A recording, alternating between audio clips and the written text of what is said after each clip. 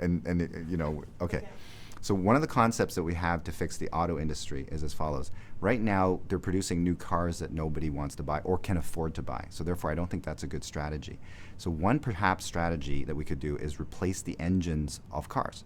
In other words, if we brought back some of those cars between, let's say, 3 years and 6 years where the body is still good, let's put in a more efficient engine. In other words, if we can do that, we could reduce emissions, let's say, by 10, 15, 20%.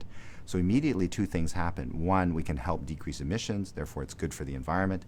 Second is that we can keep employees working because now they're putting back engines and putting in new engines. So we can satisfy the green needs, we can decrease oil consumption, therefore decrease reliance on oil, and also keep people motivated and working.